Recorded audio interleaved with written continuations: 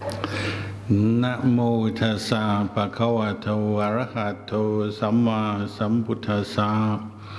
Namo tassa bhagavato arahato samma sambuddhassa. Namo tassa bhagavato arahato samma sambuddhassa. Buddhang dhammang sanghang namasami.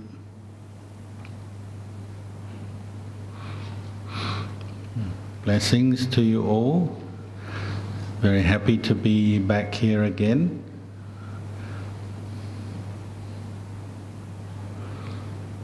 I just heard that you've extended your lease on the land, or the agreement to use the land here that the centre is built on. So you have, is it 99 years now, I think? Is anyone going to still be here in 99 years? I don't think so. So obviously it's a gift for future generations to do things like this. First of all, building the centre, but then actually ensuring the survival, the long-term survival, which is something quite rare these days, because the way the world is going, everyone is very short-sighted now. I don't mean eyes, I mean vision. Now everybody is just focused on the quick result, getting the quick thing done, getting the quick result, whether it's politicians, business, the things we do, we tend to be focused, just getting ahead in the present moment is a very modern sort of characteristic, and technology tends to enhance that. So you use a phone, you want instant information, instant this, instant that. So if you have the vision to make an agreement that the centre can be here for now, another period of time, lengthy period of time into the future, that's a very wise thing to do. So you're going against the modern trend now. You're now thinking long term.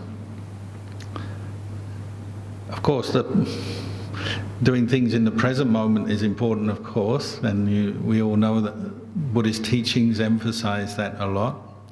When monks teach meditation, they talk about the practice of mindfulness, paying attention to what's going on in the present moment, noticing your mind, your body in the present moment. So that's a big part of our practice as well.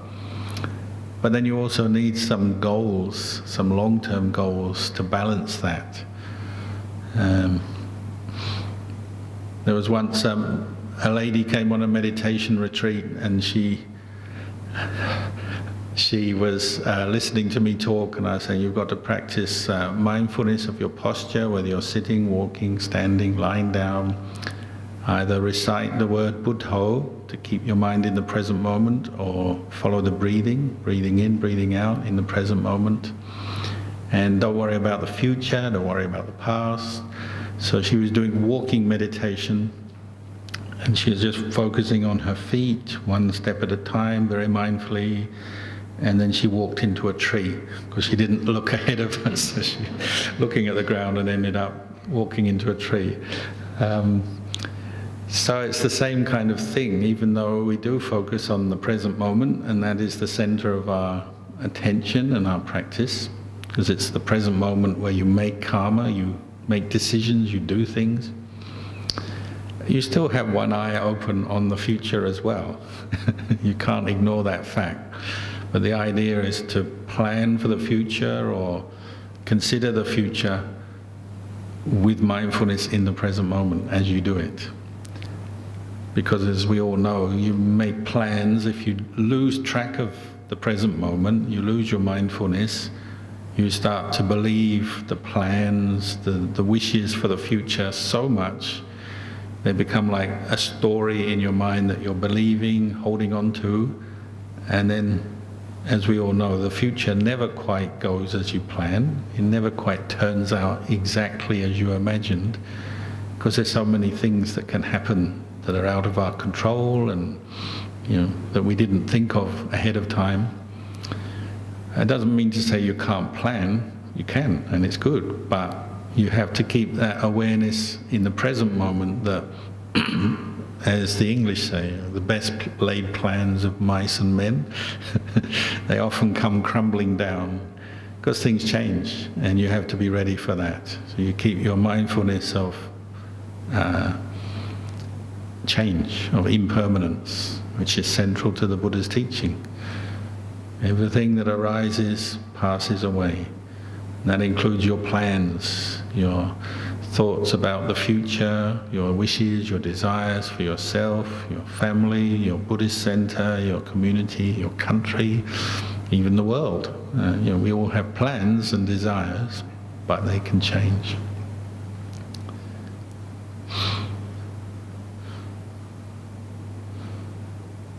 A few days ago, a man came to our monastery on the edge of Melbourne. We're in the mountains there. He was from Afghanistan, and he had been born in southern Afghanistan, so he was well aware of the history of that part of the world. And he'd been to see the what we call the Bamiyan Buddhas, and was aware of much of the Buddhist history of the area, and had a great appreciation of that, even though he was Muslim and he was a devout Muslim, practicing Muslim, but he was aware of the history of his country and how thousands of years ago there were Buddhist monks there, Buddhist temples there, and he had an appreciation of that. He was very happy to be in Australia because obviously his country is currently in turmoil. The last 30, 40 years they've had a lot of war, conflicts, troubles. So he said living in Australia was like living in heaven. And I appreciated that, but he had a nostalgia, sadness that he had to leave his home country, but he was appreciating the peace of Australia because he had family, had children. But he was saying, well, 2,000 years ago, there was a very strong Buddhist culture in that part of the world. Now it's pretty much gone. All that's left is the statues and some of the ruins, the archaeological remains. And that's just a reminder, isn't it? Even though we do build a hall or a center and we get a lease for 99 years or however many years, which is a good thing, of course, but everything in the end is impermanent. And you build a statue, like we have a beautiful marble statue here, very inspiring, but who knows, one day that may crumble or disappear, because even rock changes, doesn't it? Luang Por Kun, who is one of the disciples of Ajahn Chah, I think he's visited here before many years ago. He's a well-known teacher in Thailand. His monastery is in northern Thailand, Chiang Rai, and they used to have a big white Buddha statue at the front of the monastery, and then a few years ago he was there and there was an earthquake, and the Buddha statue cracked and was, it wasn't completely destroyed, but it became unstable, and they had to pull it down and then rebuild a new statue, which has all been done now. So even solid concrete, rock, it's uncertain, isn't it? You want it to last for a long time, it's inspiring, but it won't last forever. Nothing lasts forever.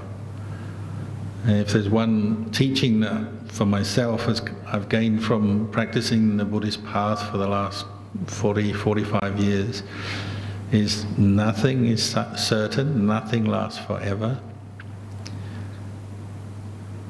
It's very common, people hear this teaching on impermanence and they think about it, and their first reaction maybe is a bit of sadness, because if nothing lasts and you think, oh, I have to separate from all the people that I love and like and know, all the things I'm used to, this world, my possessions, the world around me, it's all impermanent, so I've got to separate from it.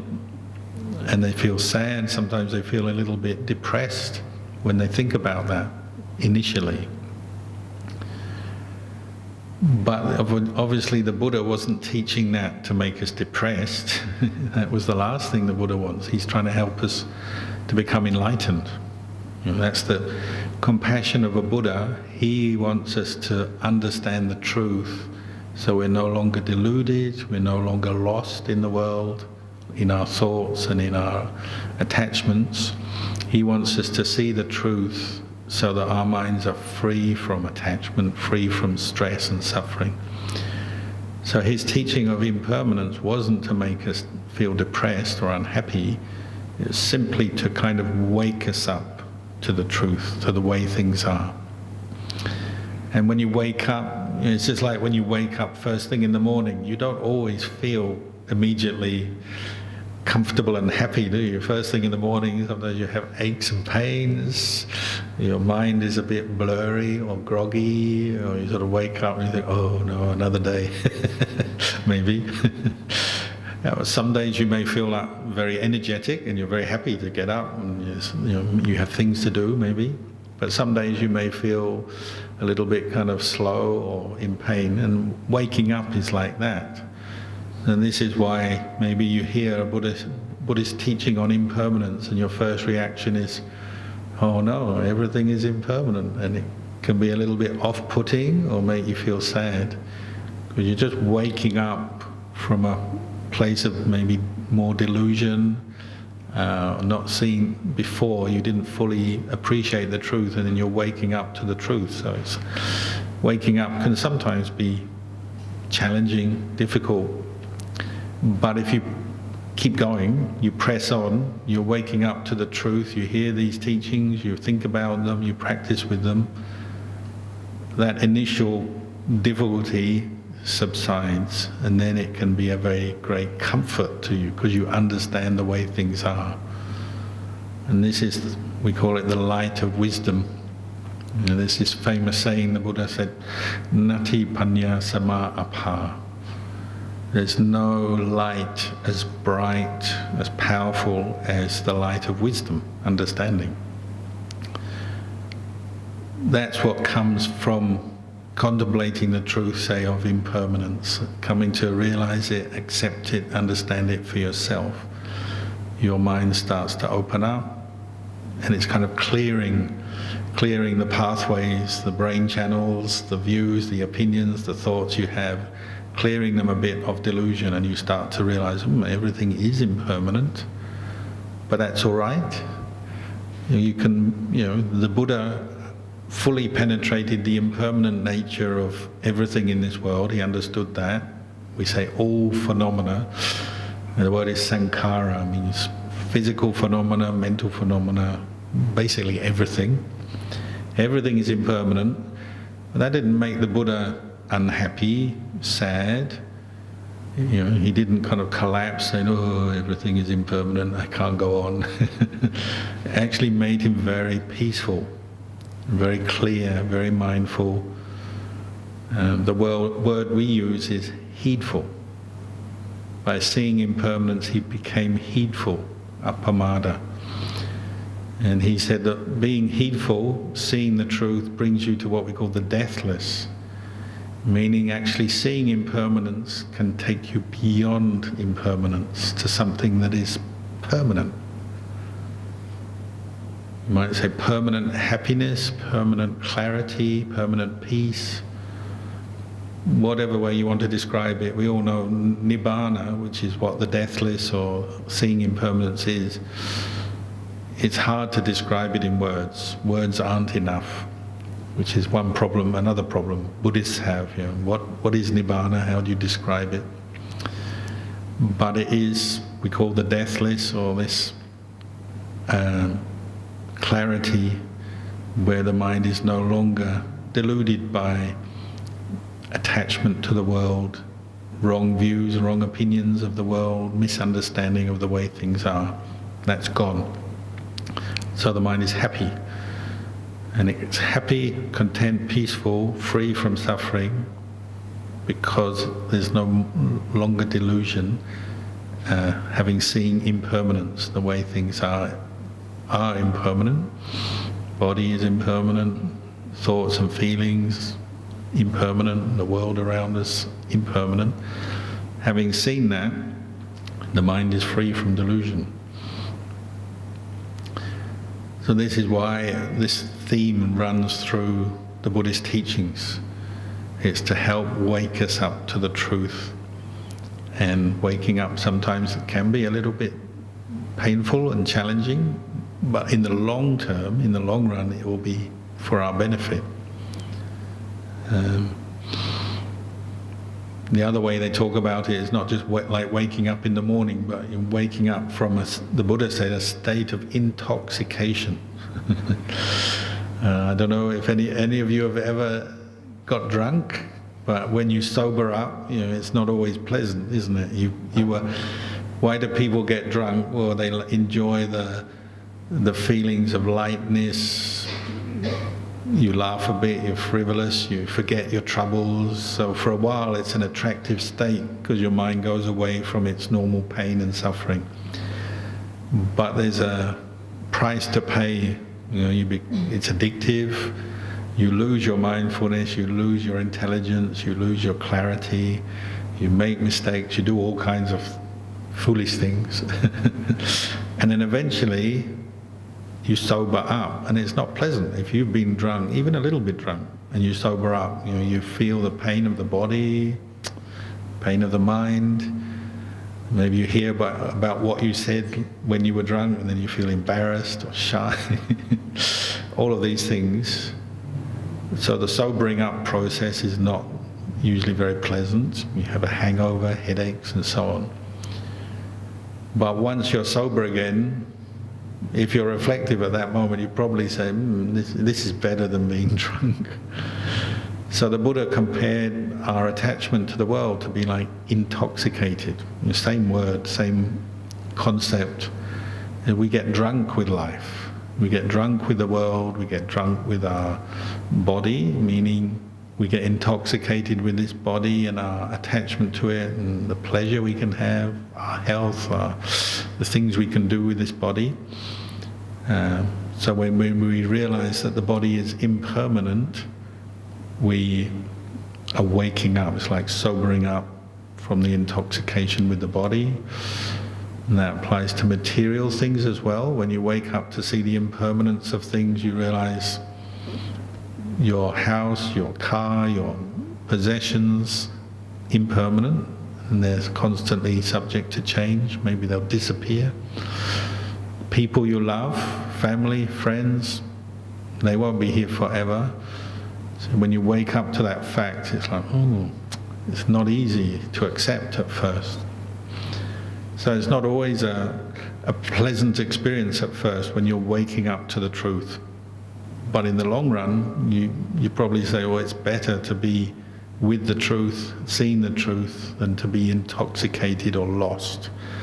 And then, what happens when we're lost is it catches us out. So how many times have we been healthy and then you get ill and suddenly you have maybe severe or minor symptoms of your illness, you have worries, anxiety because suddenly you're ill, whether it's injury or some disease or illness.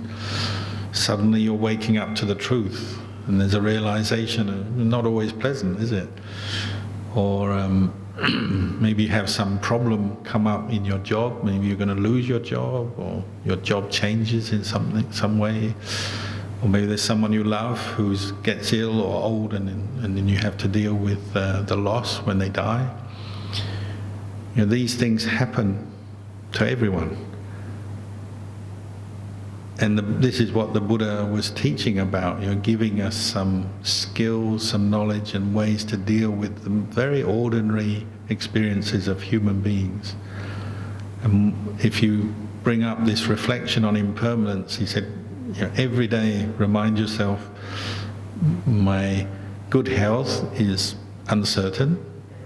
Getting sick is very normal, it can happen any time, or injured can happen any time. The various pleasures I have from wealth and family and having people around me, these are uncertain, these can change. Separation from pleasure and success is very normal. And then ultimately, death is very normal. We should remind ourselves every day, one day I'm going to have to die, one day the people I know and love will separate from me through death. These are like little moments of waking up or sobering up the mind to see the truth, breaking through delusion. And naturally your first reaction will be, oh, don't like that. Don't want to think about death, illness, separation. Who wants to think about those things? It's a bit like taking medicine. You know, if you get ill, sometimes the medicine is worse than the illness.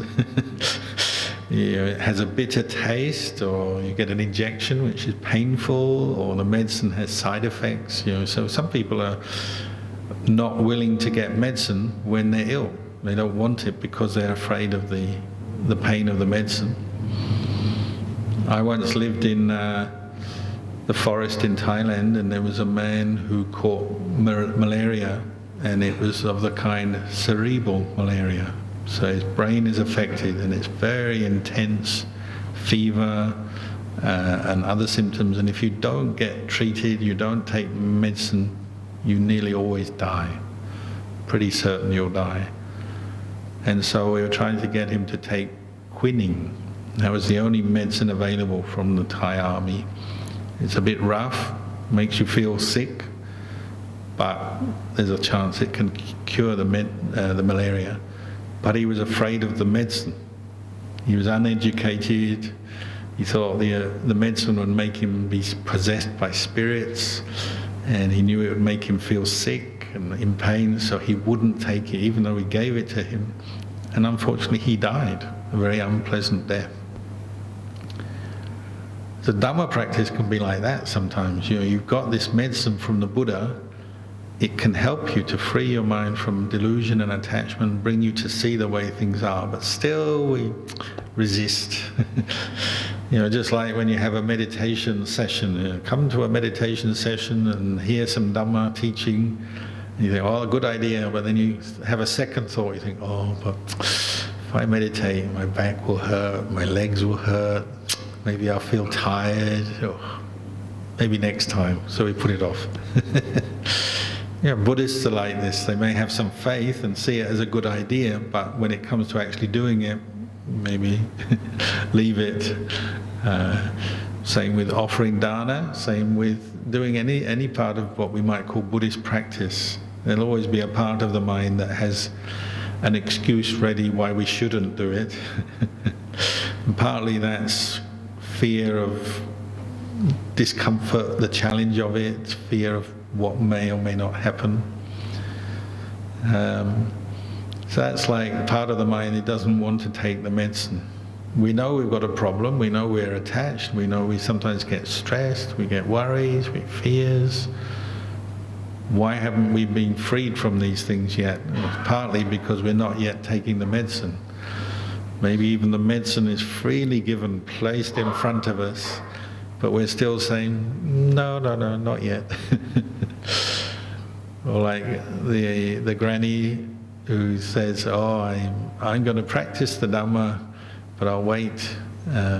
Not the granny actually, the young person, isn't it? The young person says, I'll wait until I've retired, and then I'll start listening to the Dhamma, doing my meditation, doing my chanting.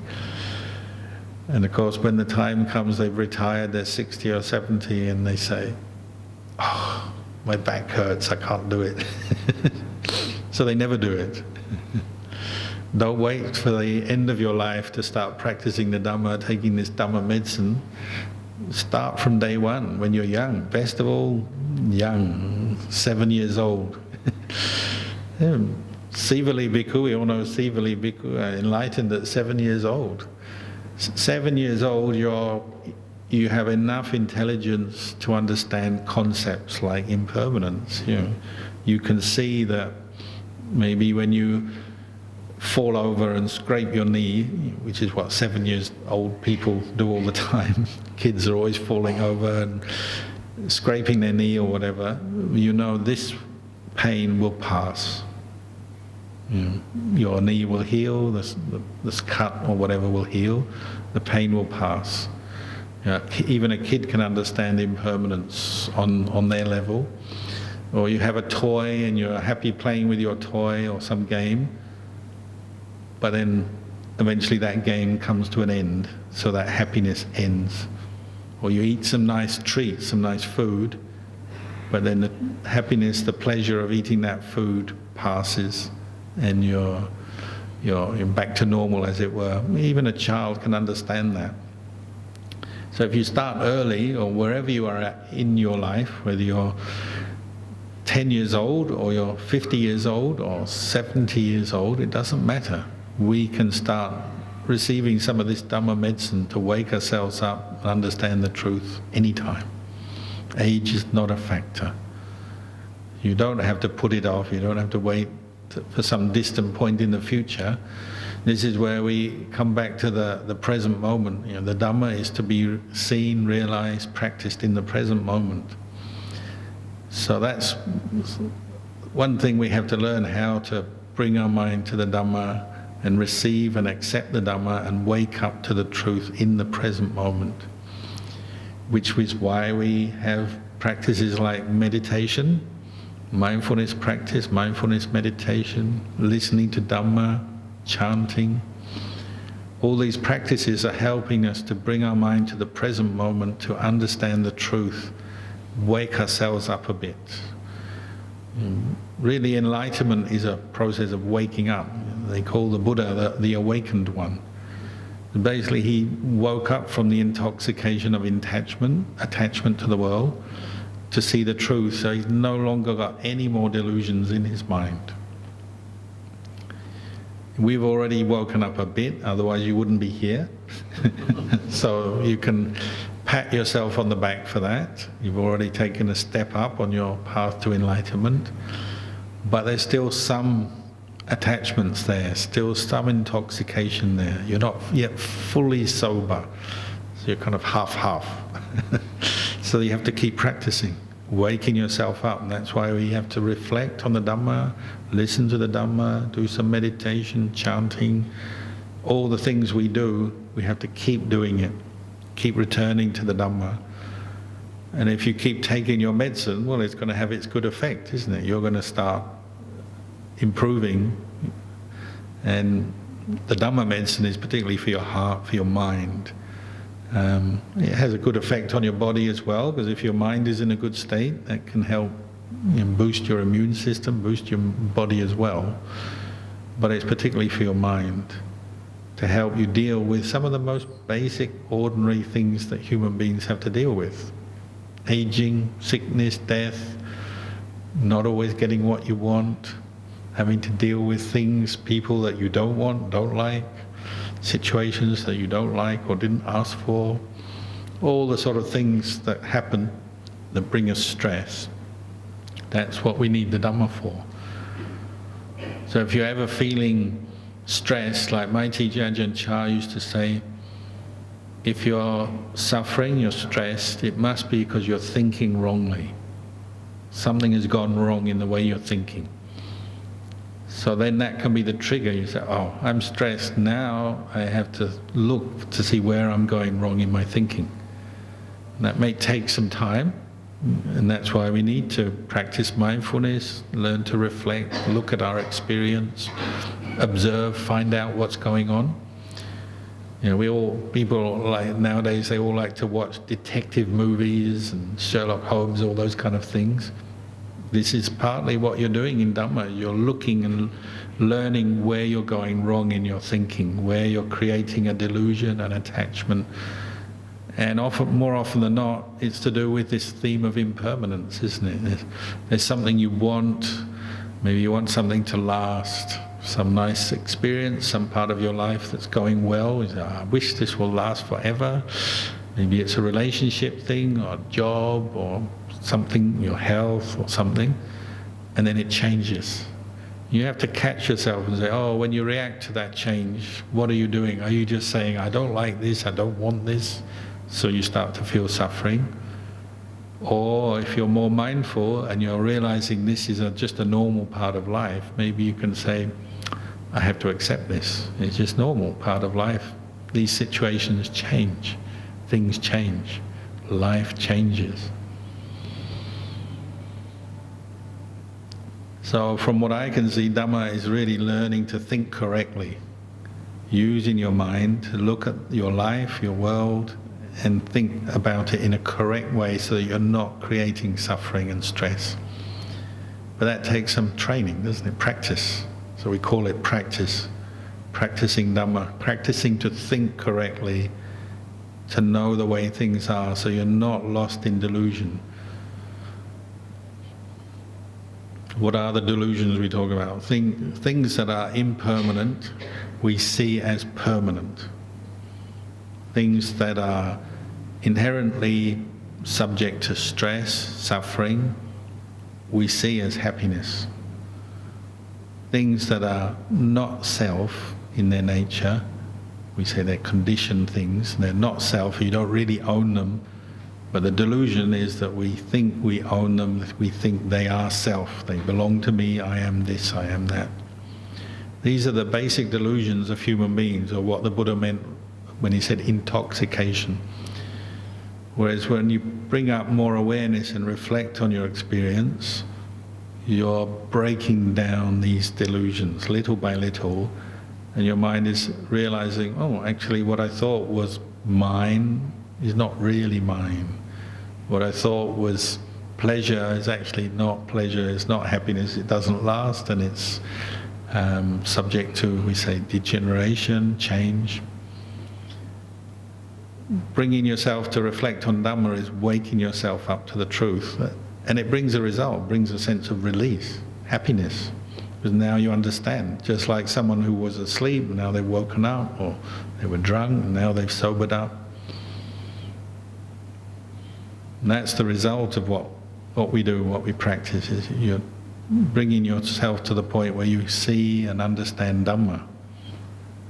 Correct thinking, you might say, rather than always lost in your sort of your dreams and stories about how things should be and what you want, what you like, which are often not in line with reality. So I've used that quite a lot, that reflection. Where am I going wrong in my thinking? If I'm suffering, if I'm stressed, I must be making a mistake, an error in the way I think. You know, the computer is being programmed wrongly, so you get error. We do that all the time. You know, you have to watch the telltale signs. You know, I don't know for you how it comes up, but it may be, for me, it may be something like that voice that says, "This shouldn't be happening now. I don't want this. Why? Why is this happening? This is not fair." It's one I used a lot when I was a kid. When you're a kid and you know something goes wrong, not to your liking, you say, "It's not fair." But life is not always fair. You know, you live in this world, it's an imperfect world. You can't expect the whole world to kind of move around you and give you what you want all the time. If it does give you what you want, well, that's something to be very happy about, you know, appreciate. But you don't expect it all the time. Say other people, can you expect other people to always say what you want, do what you want, agree with you? Very unlikely. You know, they will agree with you some of the time, and some of the time they'll disagree with you. Some of the time they do what you want, what you instruct or what you expect, and then some of the times they won't. Because everybody goes according to their karma, and karma is individual. Actually, karma pretty much defines the whole world. Why things are the way they are is karma, what people have done, the results they're experiencing, how they're dealing with life. But each person is an individual. And we can influence each other, of course. We help each other, support each other, appreciate each other. But each individual will have their own karma, and you don't always know what's about to come up. So these voices that say, "Oh, it shouldn't happen, not fair, I don't want this," these are the signs that you're starting to think wrongly, you're going off track, going away from the Buddha, you're starting to create stress. So the Buddha said, bring it back in, bring the mind back to the present moment. And we use these different phrases like, it's like this, my life is like this at this moment, or the thing that I'm encountering, what's happening, it's like this. This is the way it is. Very useful teaching to deal with any kind of stress, unexpected suffering, difficulties of life, that when they come up, rather than just reacting with suffering, creating stress, suffering out of it, you say, oh, this is the way it is. Monks even go one step further. They say, oh, it's just ordinary. You wake up and suddenly you've got a life-threatening illness. Oh yeah, it's just ordinary. You have a terrible accident. Oh, it's just ordinary. You lose your job. Oh, it's just ordinary. It's just the way it is. That's life. Of course you don't want it, and of course you didn't plan for it, and it's inconvenient, annoying, it's not good, but it's just ordinary. That's part of life's experience, isn't it? We don't always get what we want. Not everything is pleasant, not everything is under our control, is it? That's what not self means. When people ask, what does not self mean in Buddhism? It means you can't control everything. You don't own everything to control and manage and make the way you want. And if you think you can control everything, you're going to go crazy, aren't you? Because it's uncontrollable. And that doesn't mean to say you give up on life and stop doing anything. It just means the attitude you have as you encounter your experiences is you realize you don't control every aspect of every experience. You can't control other people, make them do what you want and be like you want. You can't even control yourself, can you? You can't even control your own mind very well and say, be this way for the next half an hour. Just be happy, peaceful for the next half an hour, and 3 minutes later you're already remembering something that annoys you or upsets you or worries you. Even your own mind is difficult to control, so let alone your mind. Other people are going to be very difficult. These are what we call the worldly winds. The Buddha talked about worldly winds. Our mind is like the leaf on the tree that is blown by the wind in different directions. In the worldly winds we have pleasure, we have pain, success, failure, kind words, nasty words, ups and downs, what we call the ups and downs of life. These are the worldly winds affecting us. And we try our best to control and minimize the suffering and maximize the pleasure, of course. But in the end, it's impossible to completely control everything. At the very least, the Buddha pointed out, you're going to get older every day. However wealthy, successful, happy you are, you're going to have to deal with aging. And what accompanies aging usually is various kinds of illness, injury, illness, the body degenerating, some pain, discomfort, and ultimately death. So aging, sickness and death, everyone will have to encounter them in one form or another. I knew one lady actually, she made a wish when she was about 35 years old. She's a Buddhist, so she'd heard all these kind of teachings, but still she was a bit of a mischievous Buddhist, and she said, if there's one thing I want in this life, I want to die peacefully in my sleep, because I don't want any pain, any trouble.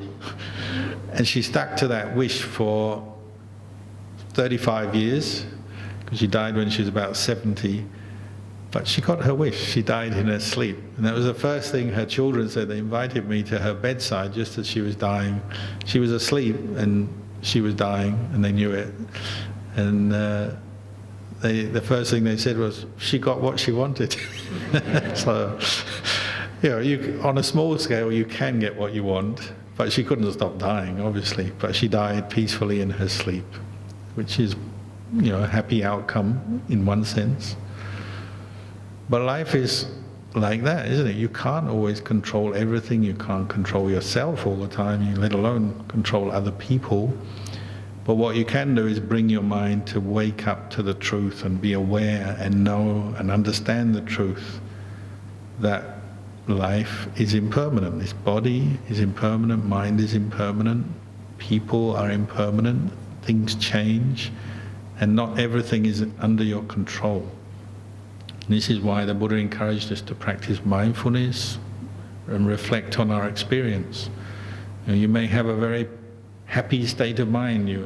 Today maybe you're happy for some reason, but it's not completely under your control because it's a conditioned thing. It arises, there's certain factors, somebody has treated you nicely, or you've met some friends or family, done something together, you're happy, you're content, but then it changes. And you have to accept that. But if you accept it with mindfulness, with wisdom, you can see, things change. There's pleasure, there's pain, they come, they go, they're up, they're down. And when your mind sees that, then it's truly free.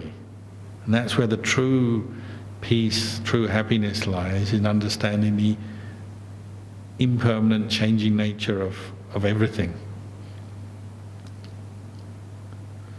You learn that from meditation in particular, when you bring your mind to observe just thoughts and feelings, sensations in your body, and the body itself arising, passing away, changing all the time.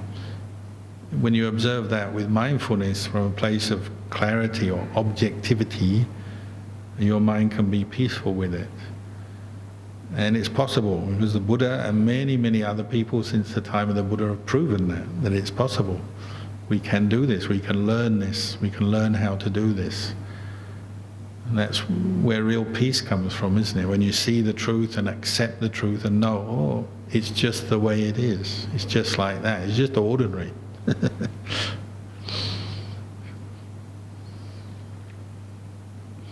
So sometimes they say the most profound Dhamma, the most profound insights, wisdom and understanding comes from the ordinary. Often when people meditate, or do anything, any kind of religious activity, they're often looking for the special experience, the wow factor. Go and see a great enlightened master and feel great, be inspired, which is good. I'm not saying it's wrong, but you can get attached to that, can't you? And you expect it or want it.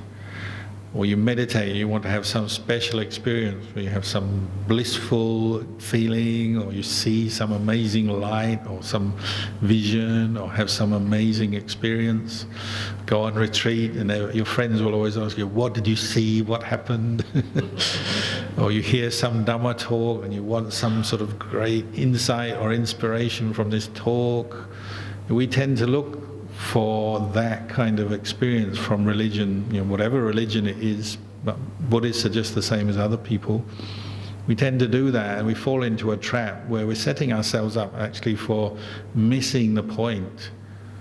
Where the point is actually just bring your attention to the present moment and notice the way things are, with full awareness, full understanding, and actually you get the profound insight out of the ordinary. You think about it, what was the Buddha doing on the night of his death? Sorry, not the night of his death, night of his enlightenment. He was following the breath in and out. And out of that, following his breath, his mind became very peaceful, concentrated. He experienced, obviously, a lot of bliss and peace, but also he gained knowledge. Gained knowledge of past lives. He could recollect his own and others' past lives. He gained knowledge of karma, the arising, passing away of people as they die, where they're reborn according to their karma, what kind of karma leads to what kind of rebirth, how people are affected by their past karma. And then ultimately he gained knowledge of the purifying his mind from greed, anger, delusion, attachment, or waking up from his intoxication. But that all came out of the in-breath, breath in, breath out. And breathing is the most normal, natural, ordinary experience we do. We only really notice the breath when there's a problem, don't we? Like with COVID, because it affects your breath, doesn't it? Or if you're in, like I was just in Thailand, everyone's complaining about the pollution, the smog from the cars, the bushfire, smoke, everything. When there's a problem with your breath, then you notice it.